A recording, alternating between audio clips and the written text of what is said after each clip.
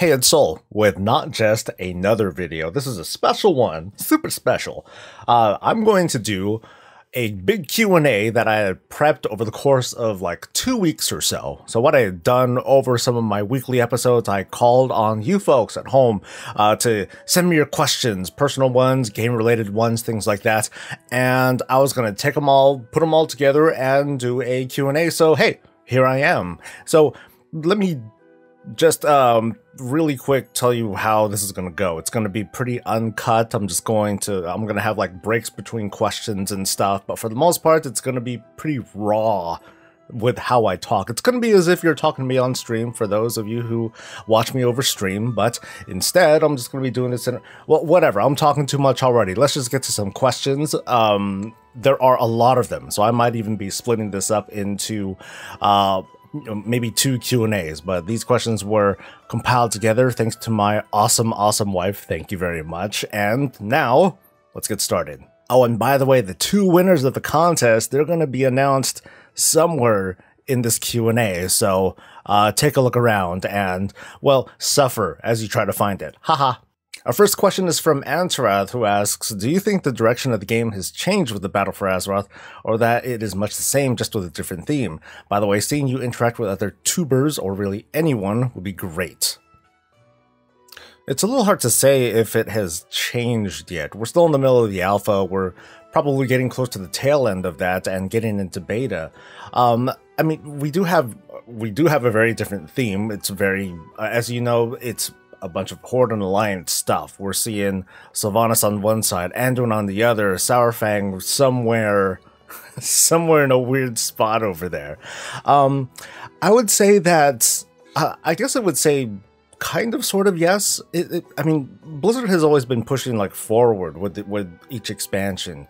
Kind of bigger and better things, new systems, and I think it's the systems that you really see some deviations as to, hey, let's try this approach because class fantasy, let's push that, so let's do a big class revamp. And I guess specific going into the Battle for Azeroth, it feels like there's kind of a cleaning up of old systems that Blizzard feels that is just kind of done and over with. So with like set bonuses, that's going to be going away, and that's going to be replaced by Azerite gear, which is kind of like set bonuses, but they're more, to me, they're more malleable the way set bonuses are, the way these Azerite set bonuses are going to work, because there are so many different possible combinations that we might be able to put together, but at least from the traits that we're looking at so far, they kind of suck. And it almost feels like at the end of the day, if these unique traits aren't as unique as we'd like them to be, we're going to find ourselves with a system that is just really kind of, you know, very passive and almost forgettable. Thinking of something like the Netherlight Crucible, which is something that players love to compare the current Azerite system to, it feels like, for me, the Netherlight Crucible is passive. I pretty much forget about it. I just kind of click what seems to be okay, and then I'm done. And maybe that's Blizzard intent with the Azerite, with the Netherlight Crucible system, but I really hope that's not something that's going to happen with the Heart of Azeroth and the Azerite system, because then it's going to be another thing that I just forget about. And because it's very central to character progression in this expansion, for me to just not care is going to be a big failure on Blizzard's part. But I'd say the direction of the game, you know, it's like I said, it's still going forward, but there are just a lot of new things that are coming in. The thing with the island expeditions and the Warfront, those are going to be very big additions, I think. Okay, I guess I should cut every now and then when I'm sneezing, right? That'd be kind of rude. But I was talking about Warfront and Island Expeditions. I mean, those are pretty much kind of the same things. They drive the same. They drive the existing narrative. It's just done in a different way. And trying to freshen things up like that, to me, is always a good thing. Our next question is from Ursula's Gaming, who asks, you want a question? I have a question. Why do you hate puppies? Every day, a cute, adorable puppy is harmed, all because y'all against the true OG Alliance co-founders of High Elves aren't playable. Stop perpetuating puppy harm, support Alliance High Elves today. So from that, the question is, why do you hate puppies, and why no High Elves, I guess? I like puppies. there's that part. As for the high elf piece of it, there's something that I'm going to write, or something that I've started to write, but God, to be honest, like jumping into those kind of topics that are really polarizing and controversial, they're very polarizing and controversial, and it's great for a conversation starting, and I like doing that. I like engaging, but it gets a little cumbersome when people take it really, really personally, and they borderline, make personal attacks on me and be like, oh, you're still biased against the Alliance and you hate the Alliance, which means you hate me. I'm like, no, I don't. At least that's how it reads, which isn't true. This is just me, giving my opinion on it. But anyway, as for the whole thing about high elves, my big thing has been, and this is despite everything that I've read, all the articles and videos that I've seen, I'm just not convinced that that a supposed high elf leader exists. Right now, high elves just feel like a floundering race. It's like, oh, we just exist here, but we don't want to thrive. We don't want to push for anything. Unlike Ilaria Windrunner, who kind of swoops in and it's like, yes, I'm going to, save, help the Alliance and save our people and blah, blah, blah. So come join me. So even high elves are joining her cause. So the high elf population is getting even smaller, because now instead of the God, I forgot what they're called now. Well, instead of high elves, they're becoming void elves, or high elves are like, screw it, I'll just go ahead and join up with Lorthamar, and I'll become a blood elf or something like that. It just feels like the high elves lost their pride as a race, and currently there's no story written for them that is giving them that pride or giving them a reason to become a thriving race. I'm not even talking about allied races at the moment. I'm just talking about the survival of high elves, period. So that's how I feel about it. So yeah. Moving on to Yon John, who asks, I'm loving the content, but I have a question too. Yay! What expansion do you think had the best tank gameplay? Do you think there's a way that they can make these GCT changes feel fun, even for tanks? Ooh, best tank gameplay? Miss Pandaria, period. Because of Vengeance. For those who are less familiar with how things went in Miss Pandaria, there was a mechanic called Vengeance that was a tank kind of centric thing, where the more damage you take, the more throughput that you could throughput. So if I'm holding on to a whole bunch of mobs, I'm doing ridiculous amounts of damage. As a prot paladin, I'm doing ridiculous amounts of self-healing. And even back then, excuse me, specific to protection paladins, we had a thing called battle healer once upon a time, where the damage that I would do would heal others in my party or raid. So oftentimes I would be like the top DPS and the top healer at the same time, and it just felt amazing. And it was amazingly broken. It wasn't a very good feeling for DPS or healers who would feel like, wow, this tank can like do everything. It felt great for me, but not great for everyone else. So I can kind of get why Blizzard leaned away from that, which kind of sucks. But as for the second one, do you think there's a way that they can make these GCD changes feel fun even for tanks?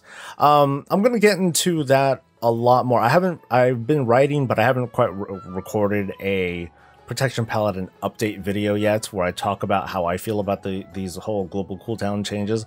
But the gist of it is, one, it's a little bit hard to say, because part of what tanking is, it's what we can do as a tank, all the buttons and fancy things that we can press. But on top of that, I guess more than that is the encounters that we'll deal with, the raid bosses that we have to deal with. Are the buttons that we have sufficient for these kinds of encounters? Like, for example, if bosses were just too easy, I'm not really going to push my tank to the limit in terms of survivability. So yeah, I mean, I'll feel okay, but I'll feel bored at the same time.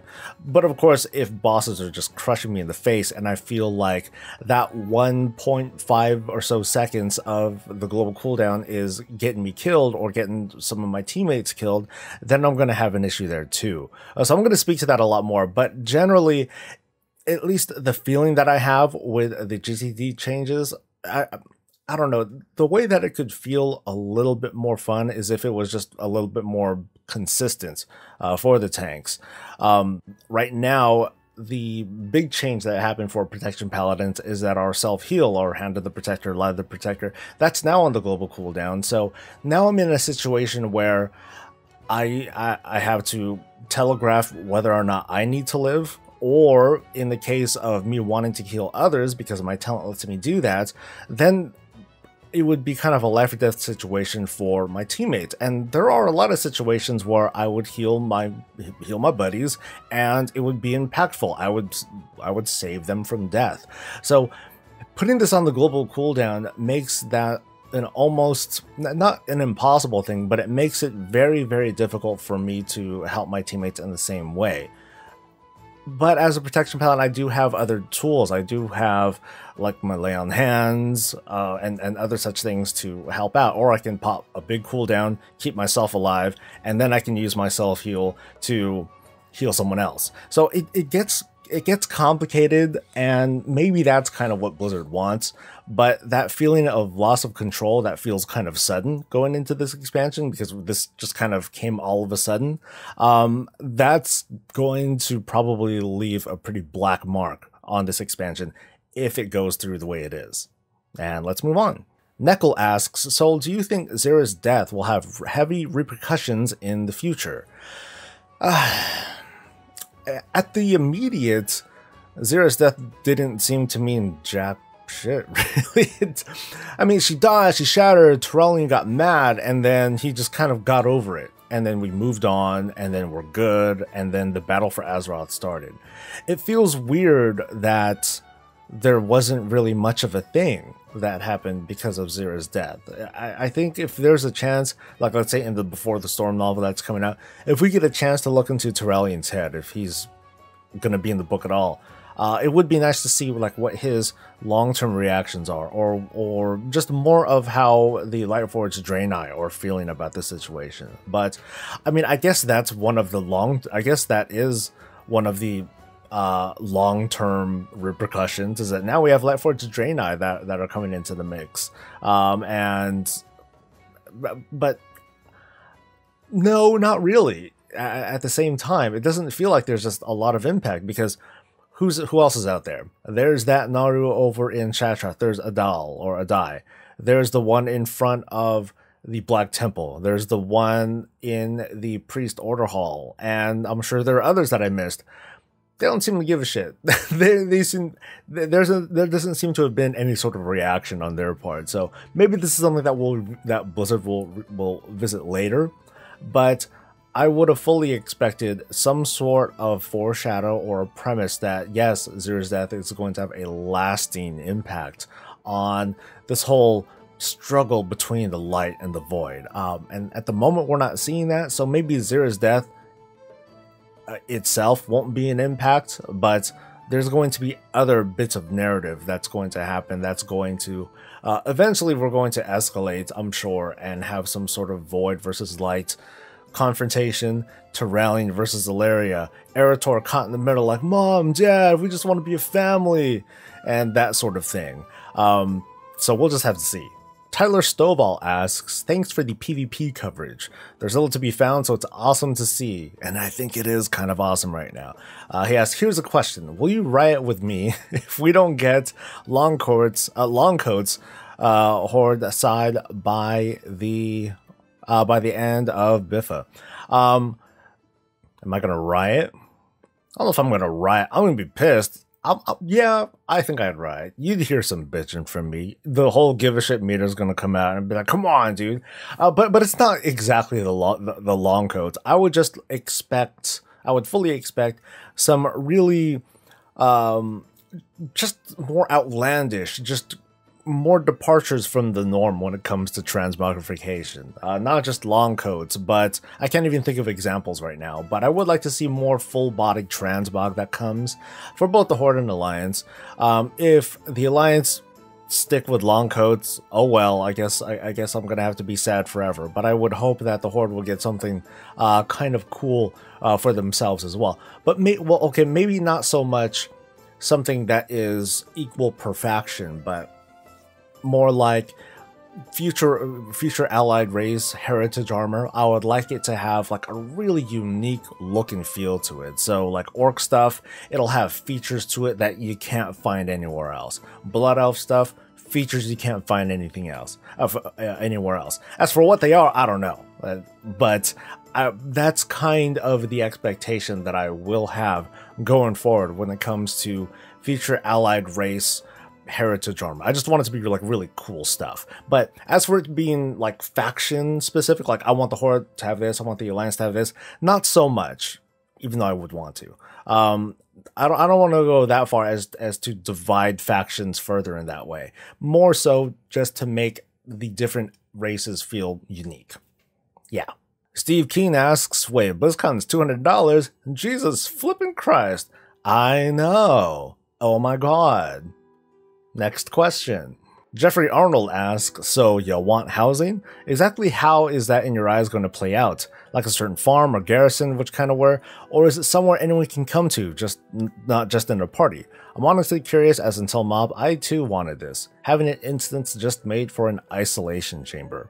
So this kind of, I am going to talk about this in a future thing, but just kind of the high level stuff. This came from the conversation that Theet and I had the other week, where we talked a little bit about housing, where I had two versions, where one of them I wanted it to be like just a glorified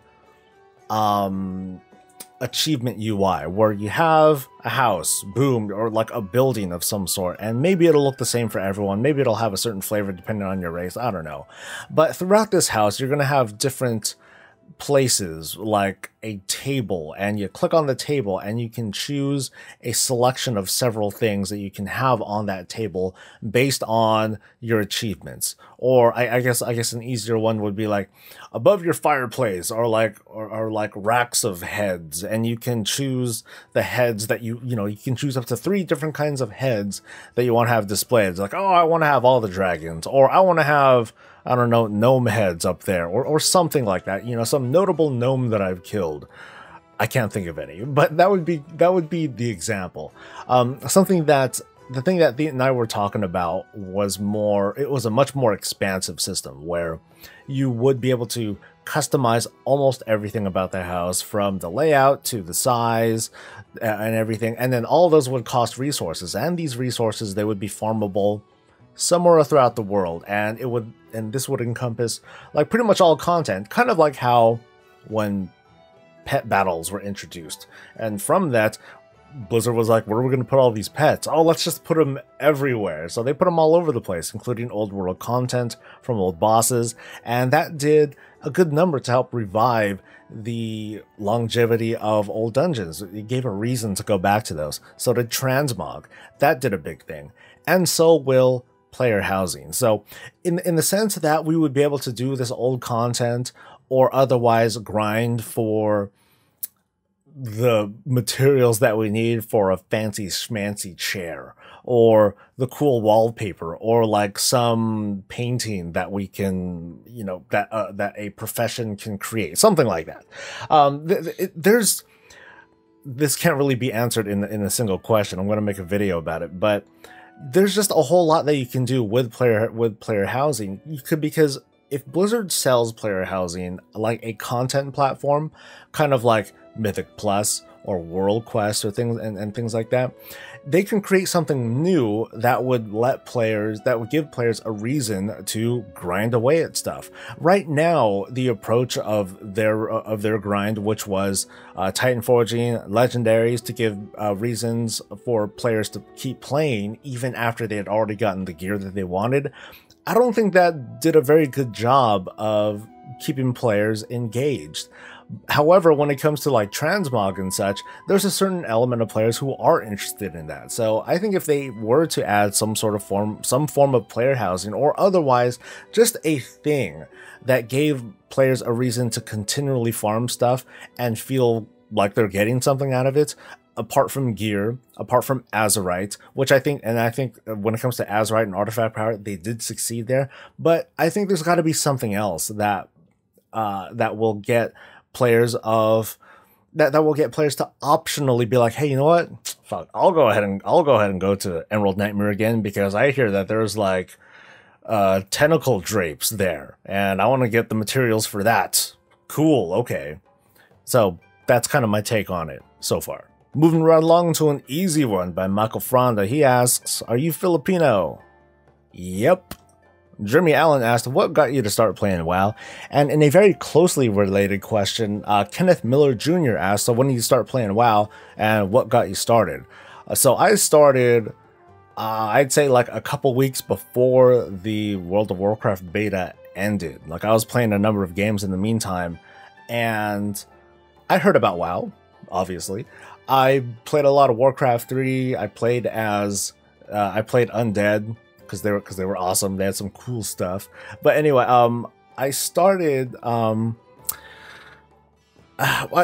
started the beta, and I was used to MMOs in a certain way. I was used to playing Korean MMOs where there weren't really quests. It was just like you dive in and then you just start farming like right away. Like you gotta grind for hours and hours just to get like a neat item, and like that's it. There wasn't really any story behind it. So when I started playing WoW, I started as Horde, as a undead warlock, because again I played undead and I liked pet classes. I'm like, okay, I want to do that.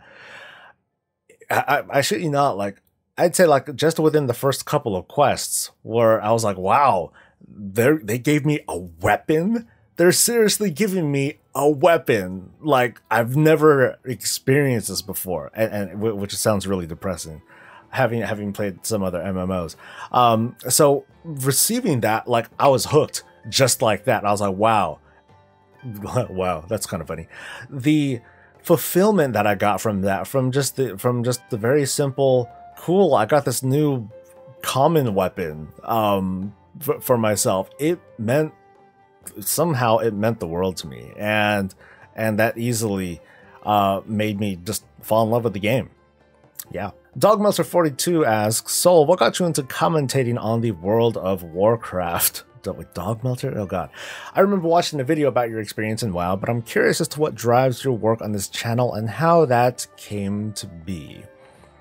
I hope I don't end up talking smack about anyone, but around 2014, 2015, it's like right before the Legion expansion had started, or no, right a little around when Legion was announced. Actually, I already kind of had the feeling of, hey, you know what, I want to make my voice heard a little bit more, because trying to celebrate WoW in forum posts clearly was not working, because I was making forum posts here and there about, hey, you know, these are the cool things about WoW, that were, you know, the cool technology in WoW that was introduced over the past couple of years and such, and no one really gave a shit about that. And hell, I think when I did make that video, no one gave a shit about it then.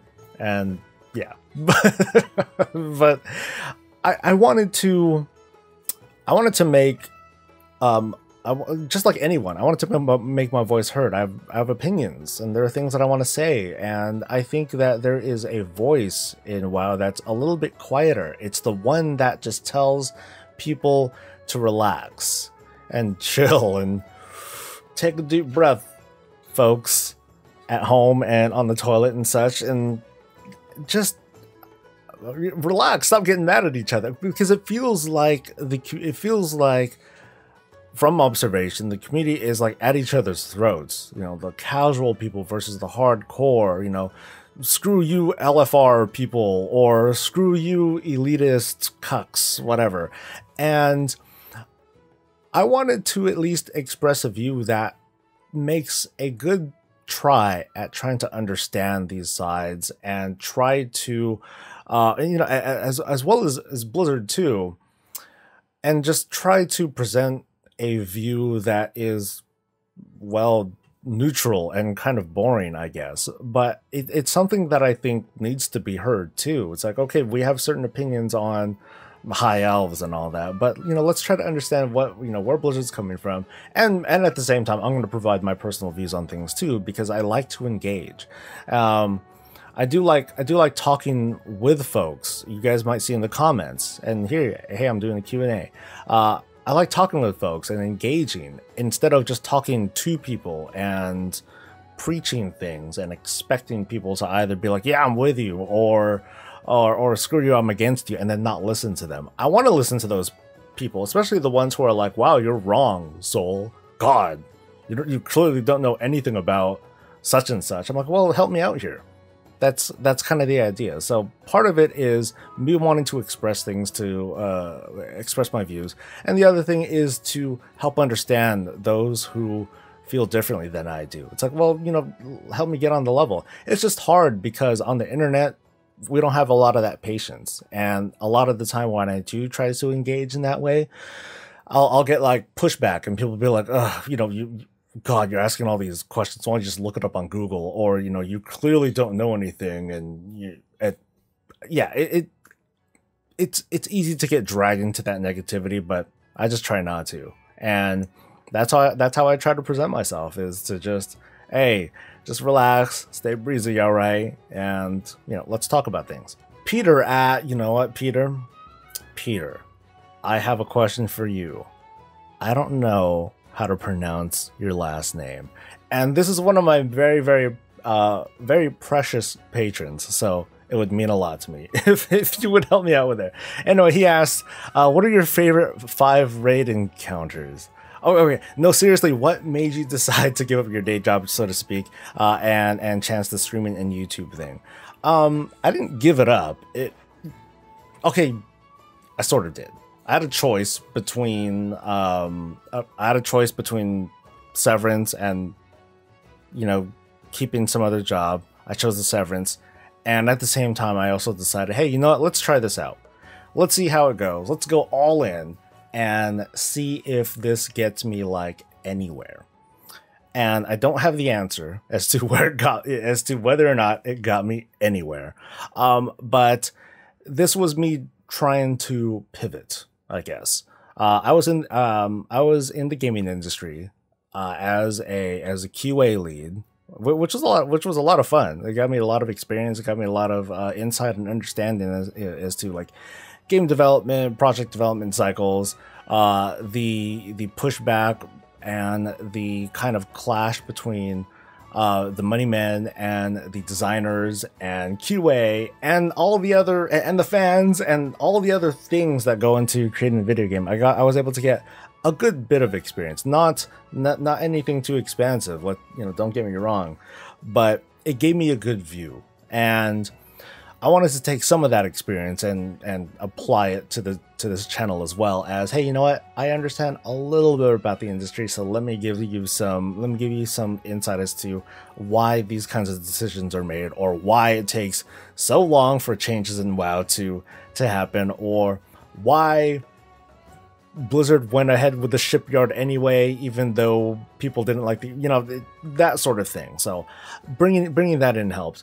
As for the circumstance, yeah, this whole channel right now is a kind of experiment. It's just to see if I can do it. It's a challenge to myself, and if it works out, great.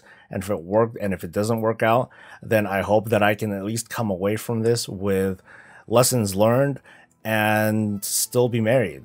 So we'll just have to see how that works out in the next couple of however many units of time I have left. Shifty asks, I don't know, but the Alliance story in BFA looks so boring right now. The stuff with Saurfang, Rexxar appearing, Thrall's supposed to be back in a bigger role. Man, why should I even bother with the Alliance?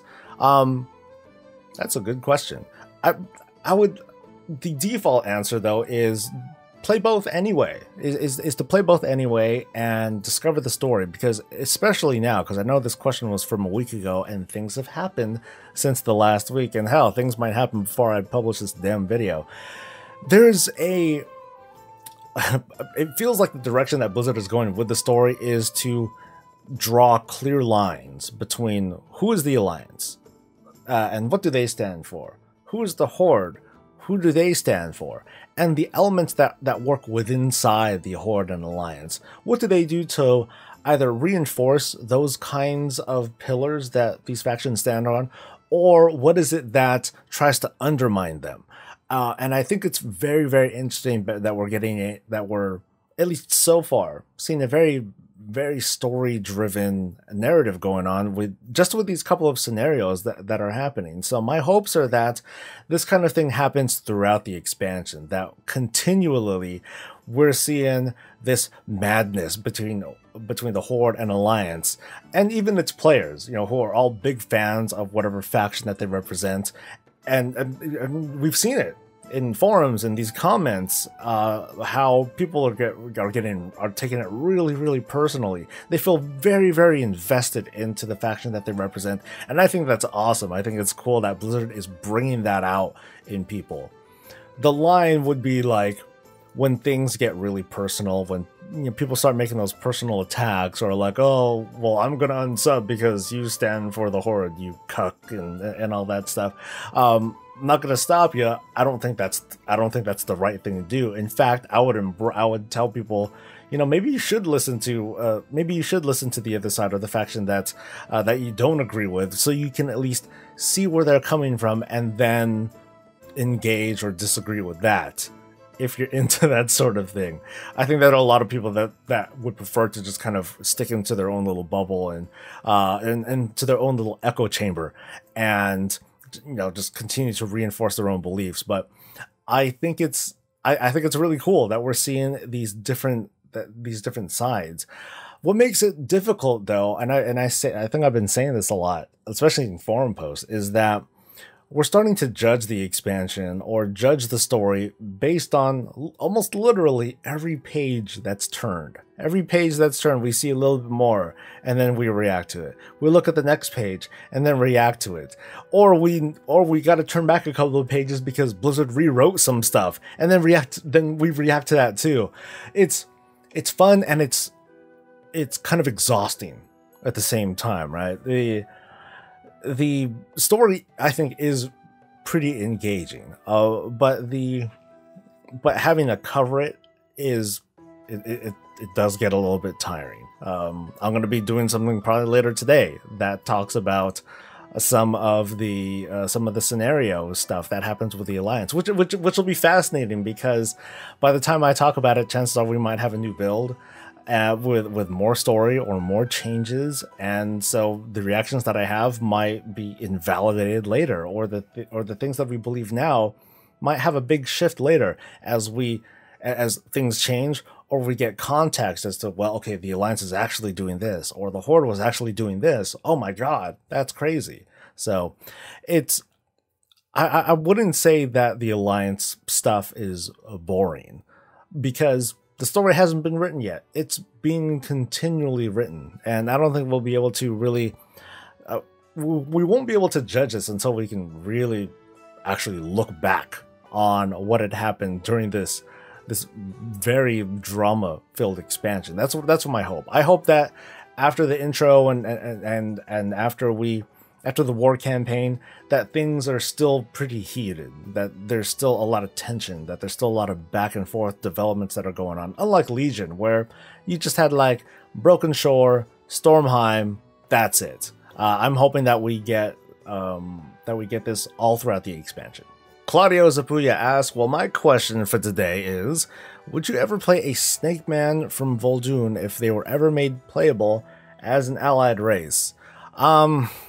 No, I wouldn't, because my wife hates snakes, and that's it. That's pretty much the reason. I mean, overall, snakes aren't very. After looking at the models and seeing them, they don't seem all that attractive to me. I mean, can I be a Sethrak paladin? Probably not. They seem like a fascinating race to play as and to interact with as a faction, but as a playable allied race, no, probably not. I mean, the bigger question would be like, which faction would they join? Which I don't have an answer to that. But I think it would be fascinating to see them like running around. But as for me playing with them, nah, I'm good. Ruben Deco asks, is the toilet joke going to be in every episode? Is it a joke? Or am I just trying to engage with my whole audience? You know, for those of you at home, in the car, in bed, looking over dinner, over at the gym, or on the toilet. Quitty, what's up, dude? He asks, so here come my questions. Can we please go back to the how to get a girlfriend 101 street? You know, I kind of forgot what I said on that. Anyway. He also says, so how did you decide to become a content creator? Has it always been something that I love doing? How do you keep track of time? What I mean is there's as there's so much new stuff all the time, how do you keep yourself away from doing content on weekends?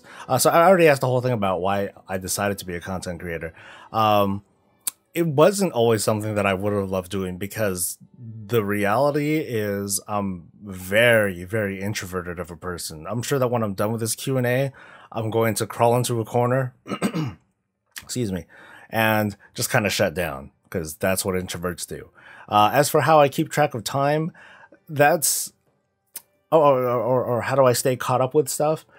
It's pretty frantic, actually, because I'm not Wowhead. I'm not MMO champion. I don't have a crew. I don't have help. So it gets really hard to stay on top of everything. I can't stay on top of everything. So I try to I try to stick to like some general knowledge, but try to keep it very surface too. I can't really get in depth with stuff unless I happen to have a strong opinion about things. So I'll talk strictly opinion stuff. But otherwise, I just try to report small things, little things as they come along. And I do want to try to cover more stuff. Like I want to try to cover like, hey, let's take a look at some of the visuals and see what some of these cool weapons are coming in this next expansion or patch or raid or something like that. As for how I keep myself away from doing content on weekends, I skip town. I leave this computer station behind and I spend time with the in-laws. Just kind of out of town, and I have my laptop, I have my phone, but I don't have my whole rig. I can't capture a damn thing on the weekends. So that's kind of my way to control myself. But I do take some time on the weekends to just do some writing, do some research, answering comments and such. And otherwise preparing and writing scripts to prepare for like video essays. That's what I usually do on the weekends. But I'm almost never like really in game and engaged at the same time. Lord Thoverisk asks Bob, "Hey Bob, do you give out presents daily? And if yes, what does the box contain? Legendaries?" I guess I'll have Bob answer it. I'm kind of nervous, but here we go. I don't give presents out daily. I give them out maybe 2-3 times a day, but it really depends on my diet. So if I go full keto with plenty of fats, I'm definitely going to do it at least twice a day, but it depends if I'm working. Bob, that's not the question at all. Well, in conclusion, they're legendary.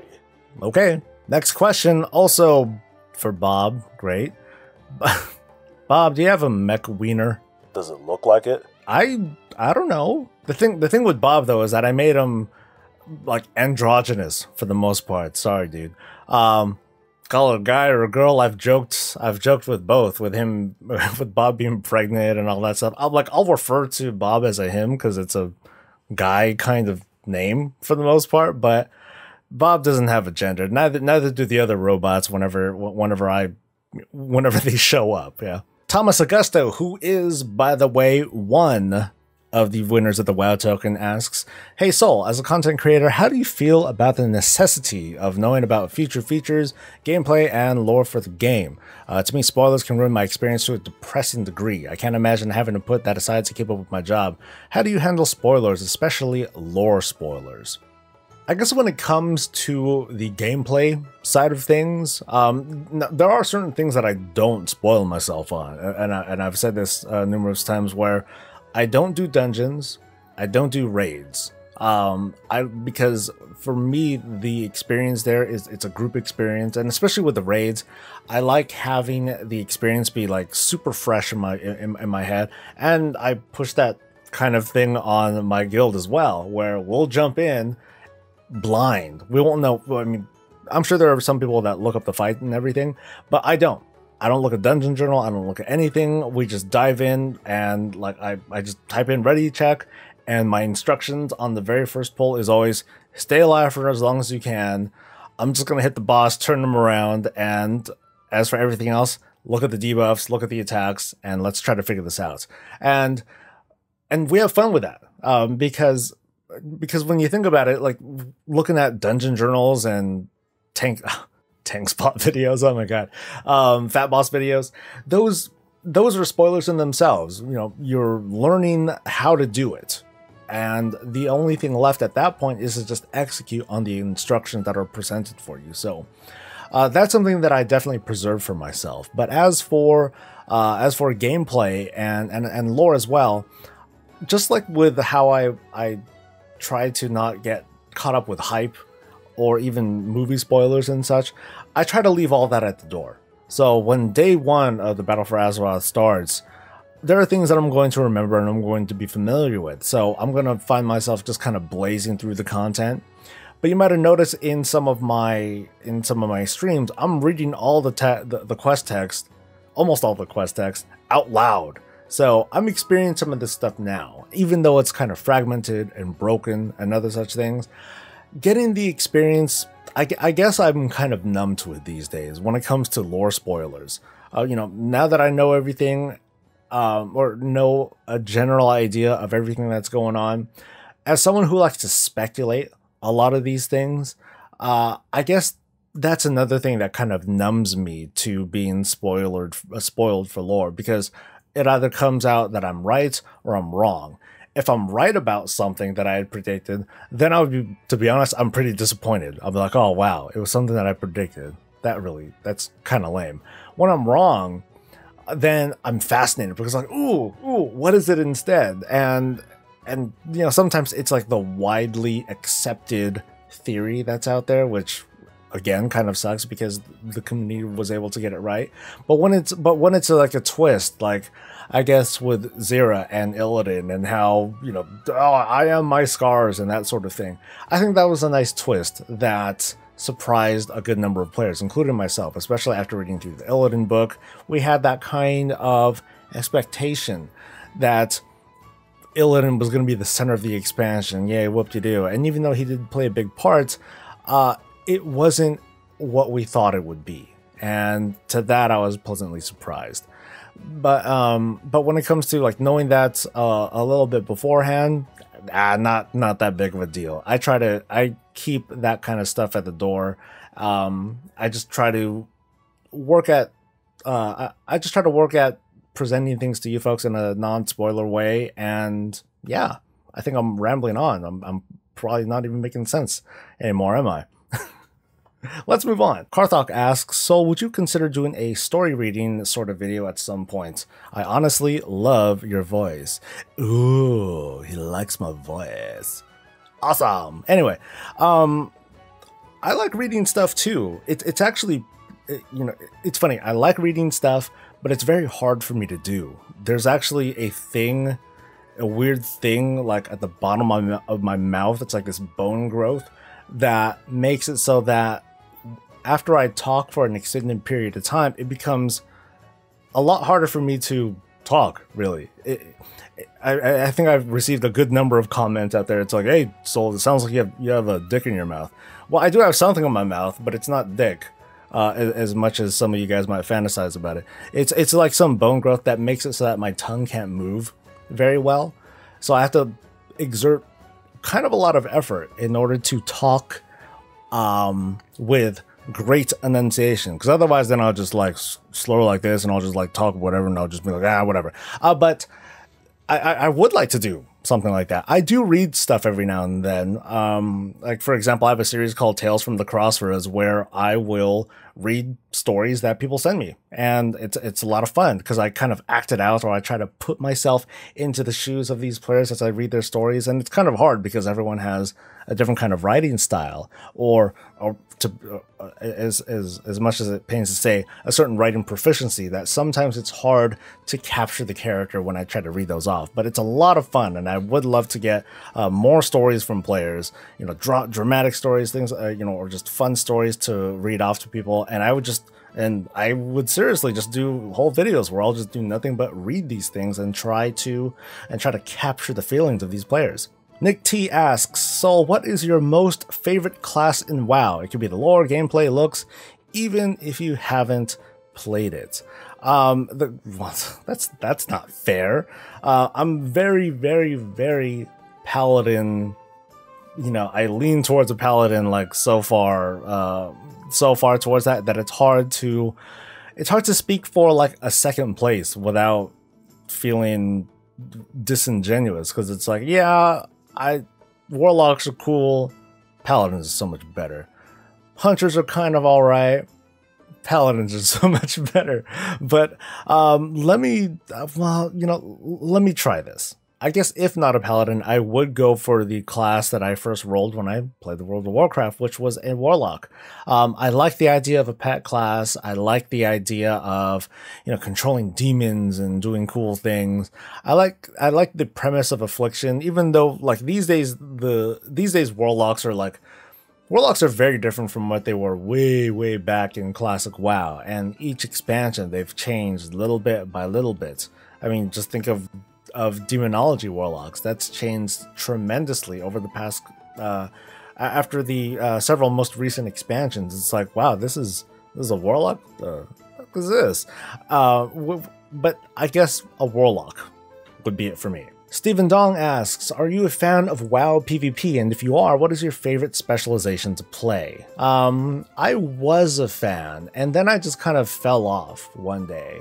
It was around the day that I rolled my protection paladin and they needed me to tank. And I just did that like forever and ever and ever. But before that goes back to the previous question. I did play as a warlock. I did like some arenas back then, you know, when arenas were still pretty fresh. I did reasonably well with that.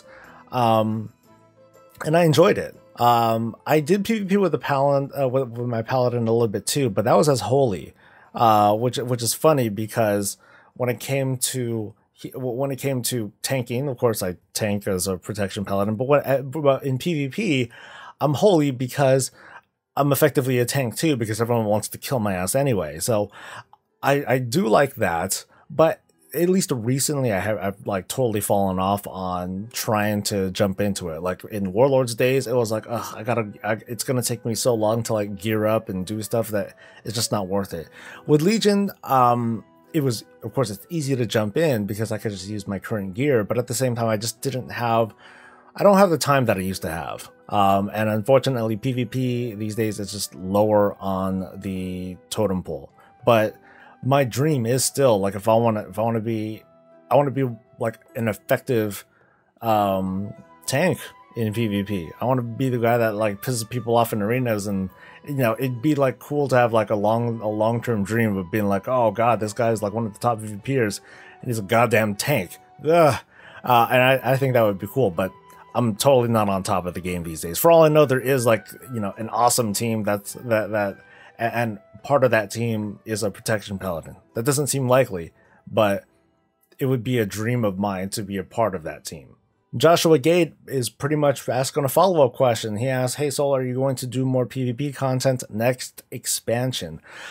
Just like with every expansion, it's like, yes, I want to try. We'll see how it actually works out. But I'm very, very excited for the PvP stuff that's coming in the Battle for Azeroth with War Mode, and being able to kind of switch things off and do outdoor content with this War Mode in mind. But there's still a lot of questions that I would need to have answered, and I've been trying to ask these questions, but they've never been addressed.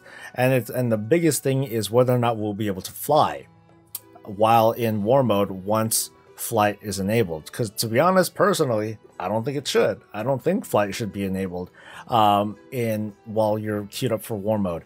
And the fact that you have to queue up, the fact that you have to activate War Mode or PvP mode in your capital city, that definitely to me sets the stage to where, yes, in fact, content can be entirely experienced on the ground in a PvP based environment, because it's not like you can fly in Battlegrounds, it's not like you can fly in Ashran or Wintergrasp, at least not while the combat's going on.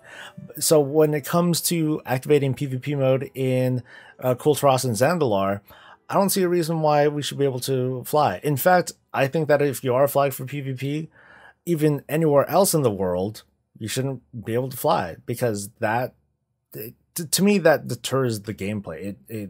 It messes with things, because at that point you're looking at how things are now, where it's a system of gankers and victims, people that really don't care to PvP right now, but the people that are, they mostly gank people for the purpose of trying to instigate conflict or just to be dicks. And I don't think that's okay. I think that once PvP mode is enabled and everyone's on the same playing field, you know, people are going to be a lot more careful about engaging, knowing that this person's here for a reason. They're prepared for a fight. And so I think that sort of feeling makes me feel a lot more optimistic for PvP in the Battle for Azeroth as opposed to other expansions. But with the whole jarring feeling of removing the PvP flag from realms, that I'm sure is going to be I'm sure that we have yet to see a full reaction from the community by that. Ithacrow asks, what if the trenchcoat is the shoulders? I guess this is it's a transmog question.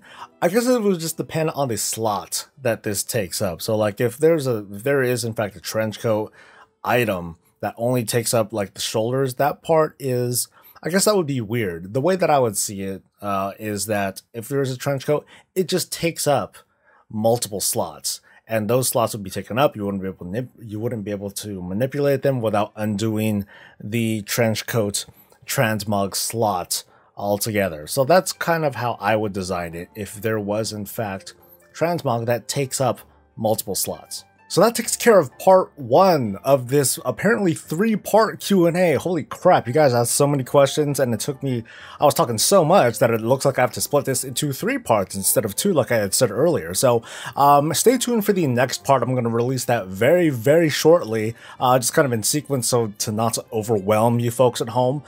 So I hope you enjoyed the Q&A so far. Grats to the winner, and I'll just see you for the next Q&A. So I'll see you next time. Please like and support the channel the best way you know how, and I'll see you next time. So in the meantime, stay safe, stay happy, and as always, stay breezy.